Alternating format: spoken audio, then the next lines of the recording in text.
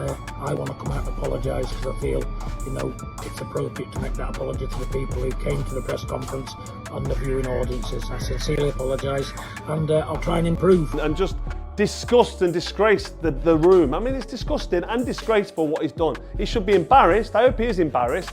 But that's a blow actually that sends you straight to jail usually. Should be getting arrested, should be getting done for assault. I don't know what's happening, but it's all being swept under the carpet and nobody's calling it out. So that's why I'm here. I'm here to call it out. John Fury is a disgrace. What he's doing is bringing boxing into disrepute. It's disgusting. John Fury is, again, a showman.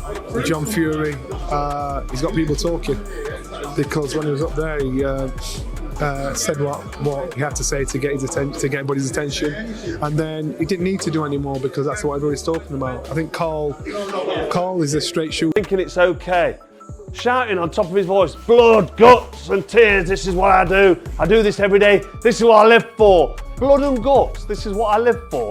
What are you talking about? I mean, you got banged up, didn't you, for gouging somebody's eye out years ago. You've not been in any trouble since then, which is good. Be peaceful, be nice, be kind. And then you go and lower the standards and let yourself and your family down. And more importantly... Good morning, people. Just want to make a quick apology for my inappropriate language yesterday. You know, it's unacceptable. I accept that. You know, but emotions run high, we get involved, and it is the fight game. It was pandemonium. You know, but let me sincerely apologise for my outburst of language. You know, I wasn't alone doing it, but I want to come out and apologise because I feel, you know, it's appropriate to make that apology to the people. Actually, so there will be an appeal taking place. So that fine could be reduced or it could be increased. It goes in front of a completely independent appeal. No, not really. It's thuggish behaviour.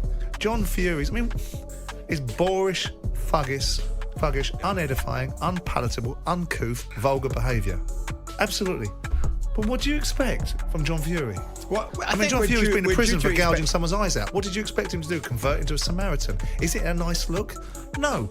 Was it a nice look over the years in boxing about so many things? This ridiculous sentimentalising of society and expecting everyone to behave in their best version of them. And if he does it again and he's over, he's going to get fined again. And I don't know if it's by the pound, by the ounce, what he's getting fined for, but it's an expensive... Who knows? You know, they're great at self-promoting, aren't they? And, you know, listen, you've heard it all before. You've seen it all before. When Tyson Fury fights, the whole circus comes to town and everybody just jumps on board and says the first thing that comes into their head. So it is what it is. Like I said, I don't think Froch should be disappointed with that one bit. You're not, certainly. You know, so is it good for the sport? They're promoting the fight. Simple as that. John Fury just got hit with a $100,000 fine for threatening Carl Froch. And when Fury tried to apologize, Froch told him exactly where he could shove it. Of the king of the world. I think he's referring to Tyson Fury. You know, when you have kids, you know, most people, when they want to talk about their children, they might pull their mobile phone out and show a few pictures. Big John just shows his balls. That's where they came from. If there's anyone who needs a Manscaped advert, it's fucking John Fury. Here's what nobody's talking about. This wasn't just trash talk gone wrong. Robert Smith confirmed there was actual physical contact at that press conference. That's assault, not promotion. Won't be any more of it, that's for sure. And everybody wants to show some respect to each other. And let's see the fight where it should happen, in the ring. Froch isn't buying the apology for 1 second. And honestly, he's absolutely right.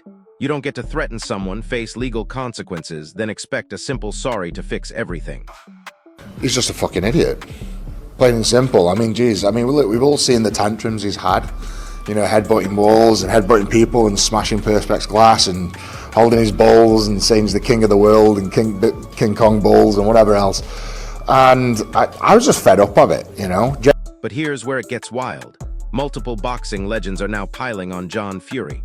Frank Warren called it a disgrace. Eddie Hearn admits it crossed the line. Even Simon Jordan is backing Froch's stance. Pressure is now on John to behave himself. He's distracted a lot of attention and talk, and I'm quite sure someone will have a word with him out, the authorities will. The ridicule is starting to pour in, and John Fury is becoming a complete joke.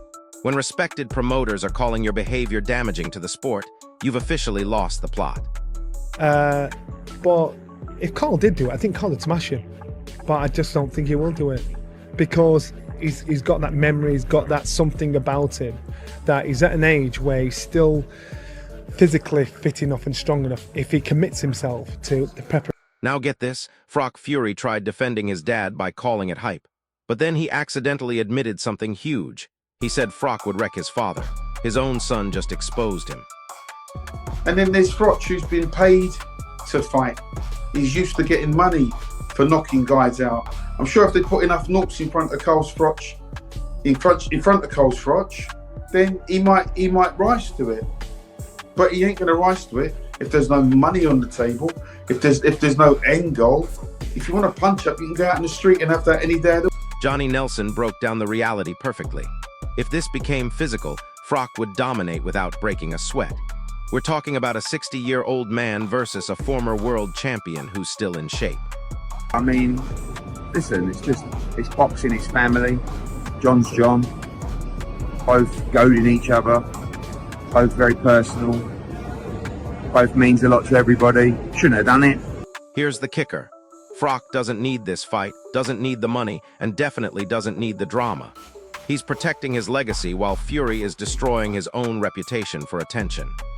I love that John is just so confident in himself. He would gas inside of 2 rounds. 2 rounds, but if he even made it 2 rounds with Carl Froch, he would gas probably in the first round. He's 60 years old. I'm not saying he couldn't hobble about for 4 rounds or something, but he would be gassed inside of 2. Because the way that John... Duke McKenzie laid out the brutal truth. Froch is a proven world-level professional. John Fury thrives on chaos and emotional outbursts. That's the difference between a real fighter and a circus act.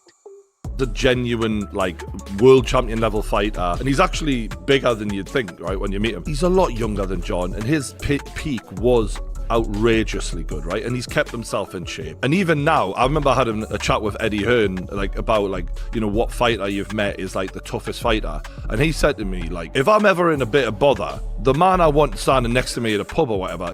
Listen to this part carefully. Froch isn't just rejecting the apology. He's completely dismissing John Fury as irrelevant.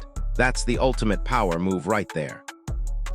John Fury's a big bully, and big bullies need putting into place. And if I'm the man that has to do it, I will do it. I don't want to beat an old man up. I don't want to start on a 60-year-old man. But when I look back, when I beat George Groves up in front of 80,000 fans at Wembley Stadium, rendering him unconscious, he was 11 years younger than me. I'm only 10 years younger than Big John Fury. I know he doesn't look well, does he? He looks a bit older. I don't want to give him any stick, but he's 10 years older than me, 60-year-old man. I'm pressing on for 50. So, is it a fair? The boxing world has spoken, and it's unanimous. John Fury crossed a line that can't be uncrossed. Legal fines, public humiliation, and zero respect from his peers. That's what happens when you mistake threatening behavior for promotion. Eddie Hearn tried balancing both sides, but even he admits it went too far. There's promoting fights, then there's complete chaos. Guess which category this falls under. So here's the reality. John Fury created a $100,000 mess, got publicly rejected by a boxing legend, and became a laughingstock in the process. Froch, meanwhile, he's standing firm on principle while everyone respects him for it. The question is whether John Fury learns from this disaster or doubles down on the chaos. What do you think about Froch rejecting the apology? Drop your thoughts below, smash that like button if you respect how Froch handled this, and subscribe because boxing drama like this never stops coming. But wait, there's another layer to this mess that makes it even worse for John Fury. Sources close to the situation are saying this fine might just be the beginning. The Boxing Commission is reportedly reviewing whether to impose additional sanctions that could affect the entire Fury camp's future events. Think about the ripple effect here. Tyson Fury's upcoming fights could face complications because of his father's reckless behavior. Promoters are already whispering about keeping John Fury away from press events. When your own family's career starts suffering because of your antics, you've reached rock bottom. And here's what's really eating at John Fury right now. Carl Froch's rejection wasn't just private. It was public, brutal, and final.